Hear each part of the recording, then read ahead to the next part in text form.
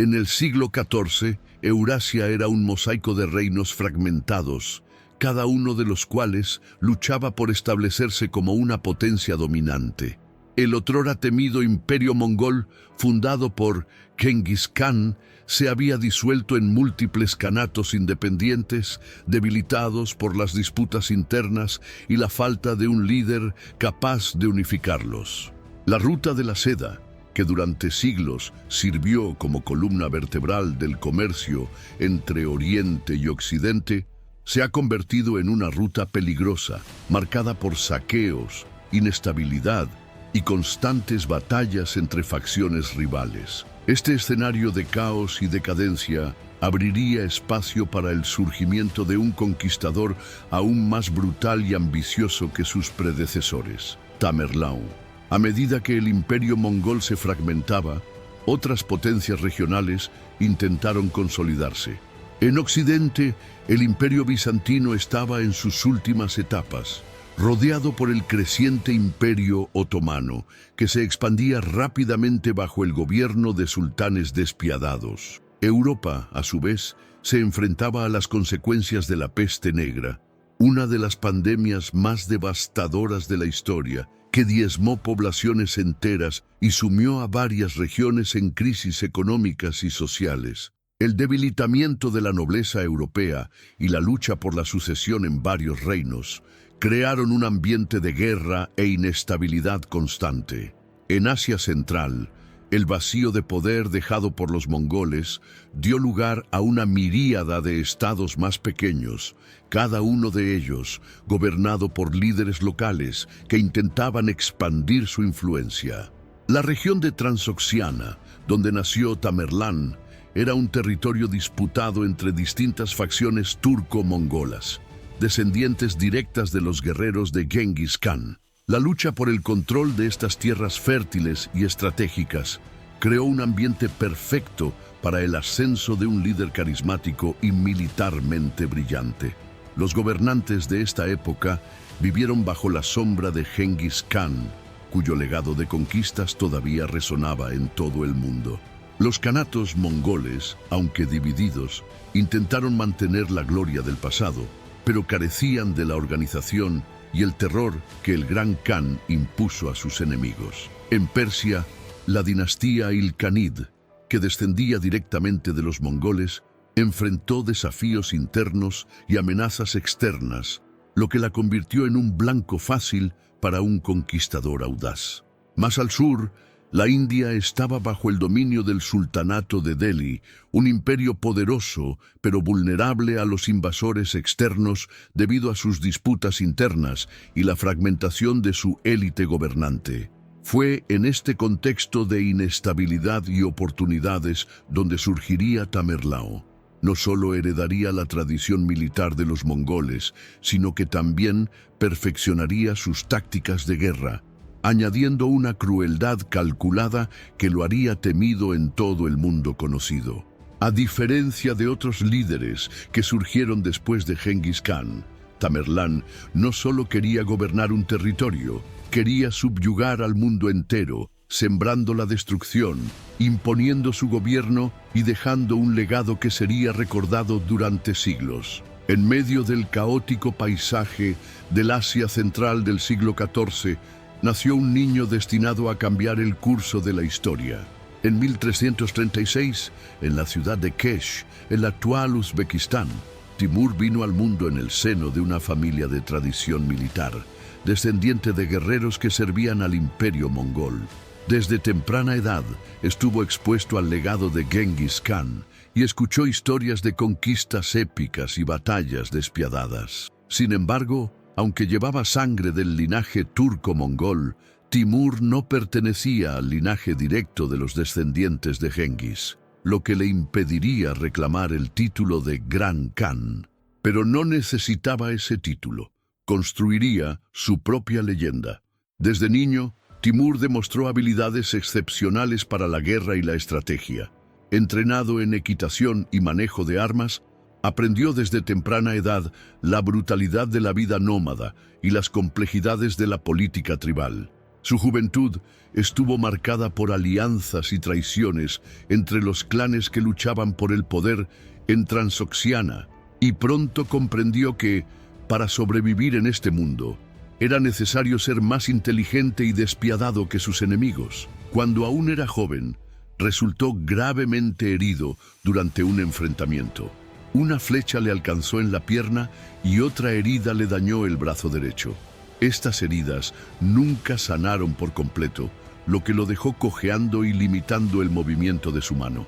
Así surgió el apodo con el que se dio a conocer Timur el Cojo o Tamerlao en la versión occidentalizada. Para muchos, una discapacidad física como esta sería el fin de cualquier ambición militar, pero para Timur fue solo otro obstáculo que superar. Convirtió su debilidad en fuerza, usando su mente aguda para compensar cualquier limitación física. Si no pudiera liderar el campo de batalla con velocidad y fuerza bruta, sería un maestro de la estrategia, la diplomacia y la guerra psicológica. Su carisma e inteligencia pronto lo colocaron en una posición destacada entre los líderes tribales, y comenzó a reunir seguidores leales, conquistando territorios y eliminando rivales con una mezcla de astucia y brutalidad. Transoxiana era un campo de batalla en constante cambio, y Timur supo jugar el juego del poder como pocos. Formó alianzas temporales solo para destruirlas cuando ya no fueran convenientes. Si era necesario, utilizó promesas vacías, juramentos incumplidos y acuerdos a corto plazo para asegurar su ascenso. Con cada victoria, su reputación creció. Sus enemigos le temían, sus aliados le respetaban y sus soldados lo veían como un líder invencible. Pero la pregunta que queda es: ¿Tamerlao nació destinado a la grandeza o forjó su propio destino a través de la pura voluntad de poder? ¿Crees que los grandes líderes se forman por las circunstancias o que tienen un talento innato para el logro? Deja tu comentario abajo y aprovecha para darle me gusta a este video y suscribirte al canal. El viaje de Timur acaba de comenzar y lo que viene a continuación es aún más impresionante. El camino de Tamerlao hacia la dominación absoluta comenzó con sangre, estrategia y ambición insaciable. A diferencia de los herederos de Genghis Khan, que nacieron en una posición de poder, Timur tuvo que conquistar cada centímetro de tierra con astucia y brutalidad. Su viaje comenzó en Transoxiana, un territorio fragmentado donde varias tribus y facciones competían por la supremacía. Sin un imperio consolidado y sin un derecho legítimo al trono mongol, Timur tuvo que crear su propia legitimidad por la fuerza. Se veía a sí mismo no solo como un jefe tribal, sino como el arquitecto de un nuevo imperio que resonaría durante generaciones. Al principio, hizo alianzas estratégicas con líderes locales y sirvió como comandante militar bajo el mando de los descendientes de los mongoles, acumulando experiencia y ganándose la confianza de los guerreros que más tarde formarían el núcleo de su ejército. Su habilidad política fue evidente cuando decidió apoyar inicialmente a Amir Hussain, un gobernante rival, para consolidar su posición. Sin embargo, como siempre, Timur vio las alianzas solo como herramientas temporales, y cuando Hussain ya no fue útil, Timur rápidamente se volvió contra él. El resultado fue la conquista de Samarcanda, la joya de Asia Central, que se convertiría en la capital de su imperio y el centro de su autoridad. Con Samarcanda bajo su gobierno, Timur comenzó una nueva fase de su ascenso. Su ejército creció rápidamente, absorbiendo guerreros de las tribus conquistadas y utilizando un método de administración despiadado. O sus enemigos se sometían a él o eran completamente exterminados. Timur comprendió que el terror era una herramienta tan eficaz como la espada y no dudó en utilizarla. Cuando una ciudad resistió su autoridad, ordenó masacres brutales para dar ejemplo. En poco tiempo, su reputación de líder despiadado se extendió por toda Asia. La clave del éxito militar de Timur no fue solo su ferocidad, sino también su genio estratégico. Estudió las tácticas de Genghis Khan y las mejoró, utilizando velocidad, disciplina e inteligencia táctica para derrotar a enemigos superiores en número. Su ejército era una fuerza muy móvil, capaz de cruzar grandes distancias rápidamente y sorprender a los oponentes antes de que tuvieran tiempo de reaccionar. Además, Timur empleó tácticas psicológicas devastadoras. Cuando asediaba una ciudad, se esforzaba en exhibir los cuerpos empalados de sus enemigos, enviando un mensaje claro sobre lo que les sucedía a quienes se atrevían a resistir. Su dominio comenzó a expandirse más allá de Transoxiana. Timur se propuso conquistar territorios en Irán, Afganistán y las vastas estepas de Asia Central. Sus enemigos subestimaron su poder hasta que fue demasiado tarde. No solo ganó batallas, destruyó imperios. Su campaña contra los persas fue un sello distintivo de su ascenso, ya que no solo derrotó a los gobernantes locales, sino que erradicó cualquier rastro de resistencia, reemplazando a los líderes tradicionales por aquellos que solo le eran leales a él. No solo estaba conquistando tierras, estaba rediseñando el mapa de Asia. Pero Timur sabía que la guerra no se libraba solo en el campo de batalla. También dominó el arte de la política. Siempre que era posible, manipuló a sus enemigos para debilitarlos antes incluso de enfrentarlos directamente. Creó discordia interna, fomentó la traición y explotó las rivalidades entre diferentes grupos. De esta manera, sus enemigos a menudo quedaban debilitados incluso antes de que su caballería atacara.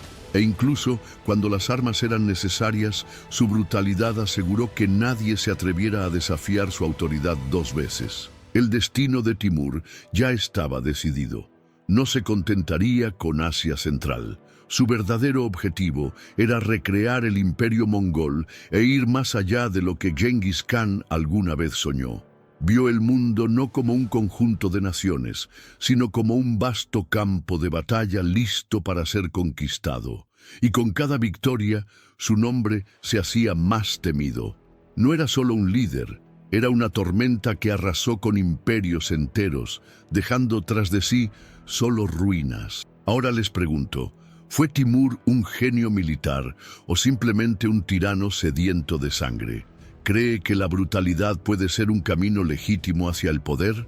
Deja tu comentario a continuación y aprovecha para darle me gusta y suscribirte al canal, porque en el próximo capítulo verás cómo Timur comenzó su campaña más aterradora contra los grandes imperios del mundo.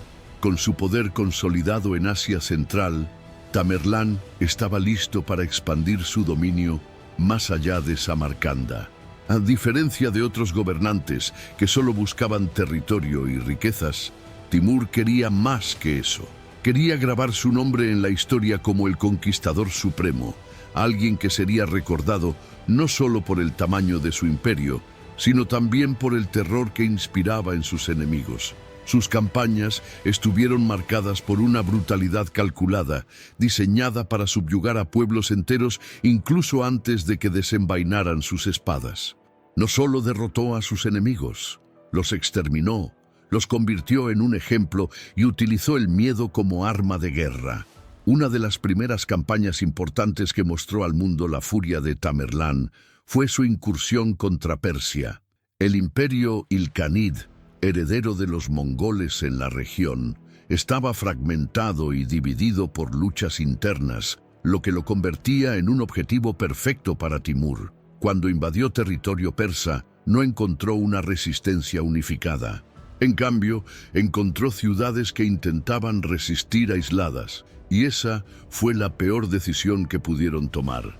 Timur utilizó tácticas de asedio que mezclaban brutalidad e inteligencia estratégica. Cuando cayó Nishapur, ordenó la ejecución masiva de sus habitantes, amontonando sus cabezas en pirámides como advertencia a las ciudades vecinas. El mensaje era claro.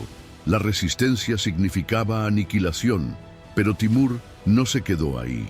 Su hambre de destrucción le llevó a Bagdad, una de las ciudades más emblemáticas del mundo islámico.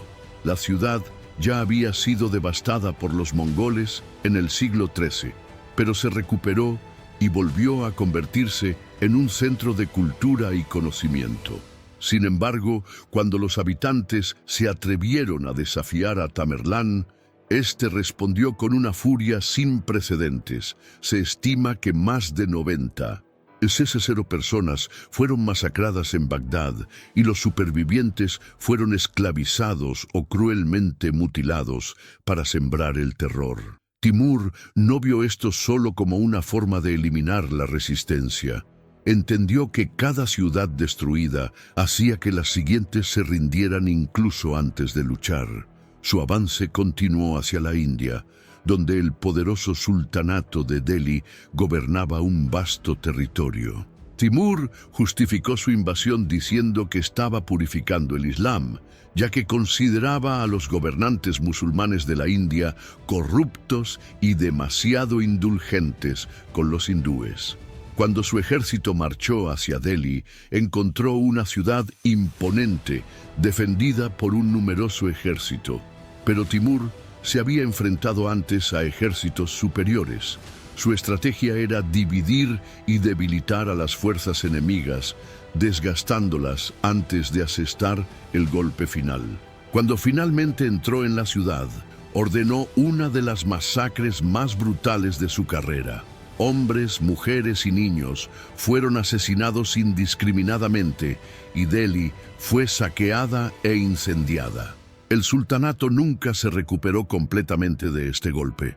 Timur no solo destruyó ciudades, utilizó la destrucción para consolidar su gobierno. Cada nueva campaña reforzaba su imagen de líder invencible, alguien a quien nadie podía detener y que aplastaba sin piedad a cualquier oposición. Esta reputación hizo que muchos líderes simplemente se rindieran antes de que llegara su ejército. El terror era su arma más poderosa y la usaba con maestría. Pero, ¿hasta qué punto el miedo puede sostener un imperio? ¿Cree que se puede justificar una brutalidad extrema cuando se trata de construir un imperio? ¿Era Timur un genio táctico o un tirano sediento de sangre?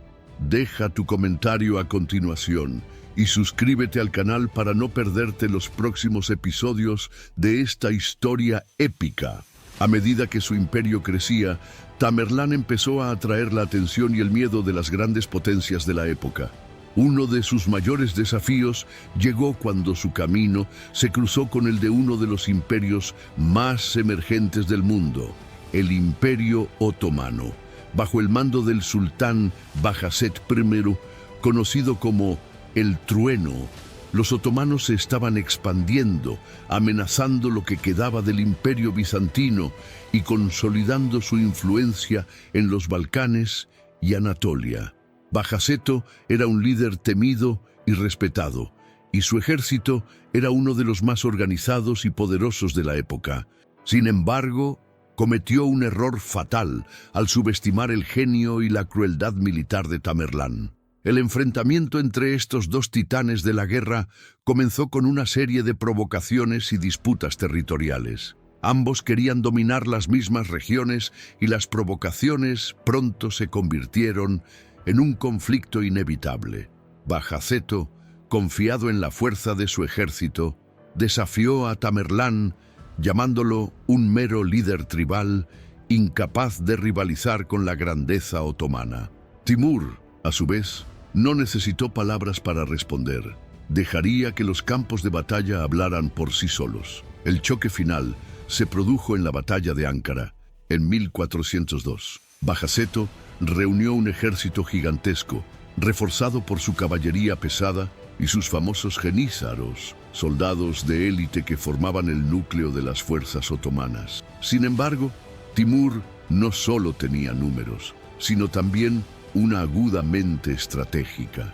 Antes de la batalla ya había trabajado entre bastidores para debilitar a los otomanos. Envió emisarios para sobornar y convencer a las fuerzas turcomanas dentro del ejército de Bajaceto para que desertaran en el momento crucial. y cuando empezó la batalla, el golpe fue devastador. El ejército otomano salió al campo esperando una victoria aplastante, pero Timur ejecutó una de sus maniobras clásicas, guerra psicológica combinada con tácticas de asedio y agotamiento.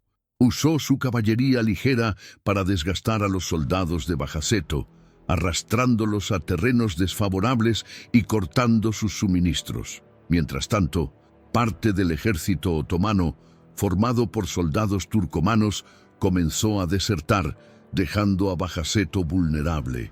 Cuando Timur lanzó su ataque principal, los otomanos estaban desorganizados y carecían de moral. La batalla rápidamente se convirtió en una masacre y Bajaceto fue capturado, un destino humillante para un líder que se consideraba invencible. La derrota de los otomanos en Ankara fue uno de los golpes más devastadores que jamás haya sufrido el imperio.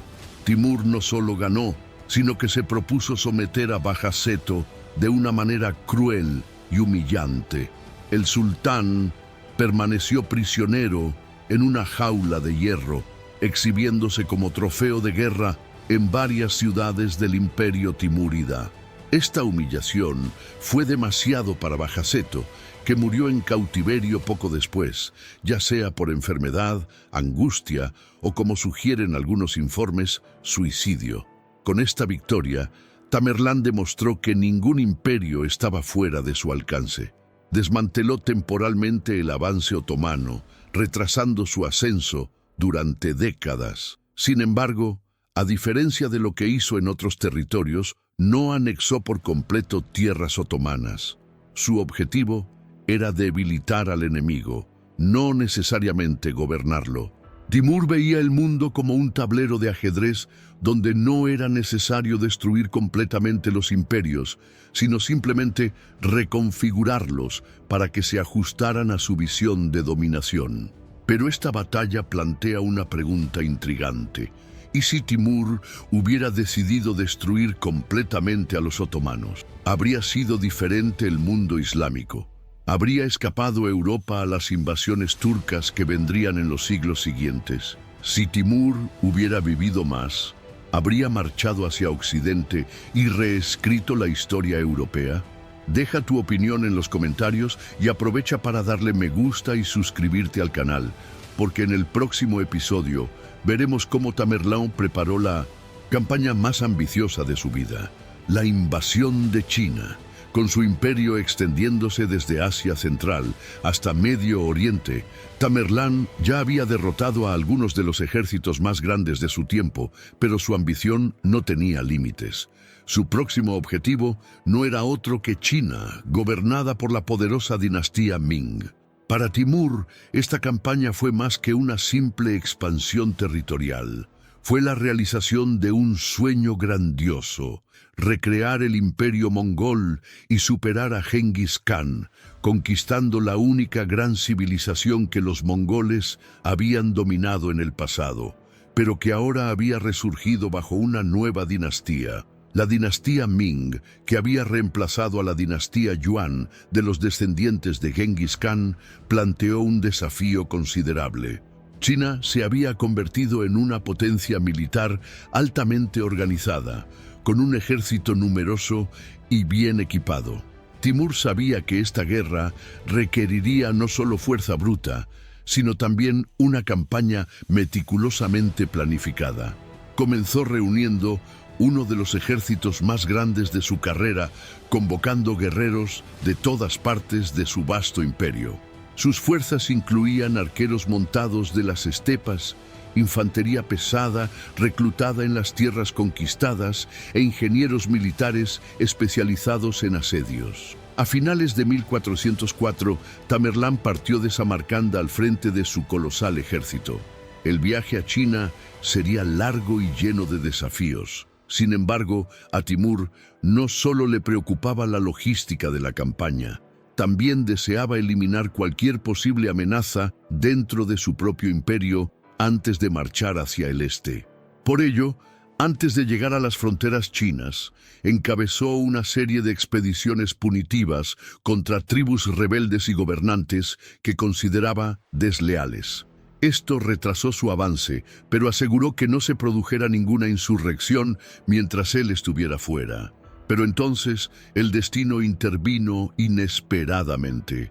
A principios de 1405, en medio del intenso frío del invierno asiático, Tamerlán cayó gravemente enfermo.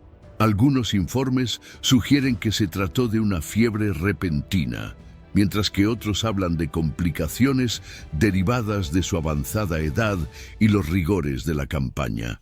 El gran conquistador, que nunca había sido derrotado en batalla, no fue derrotado por espadas, sino por la propia fragilidad humana. En febrero de ese año, Timur murió antes de llegar a China, poniendo fin abruptamente a su viaje y frustrando su mayor ambición. A su muerte, la campaña fue inmediatamente cancelada. Sin el feroz liderazgo de Timur, sus generales no tenían la misma unidad y determinación para continuar la marcha. El ejército se dispersó y los planes de invasión de China desaparecieron junto con su líder. El imperio que construyó Timur comenzó a fragmentarse, pues, a pesar de su genio militar, no había dejado una estructura estable que garantizara su sucesión.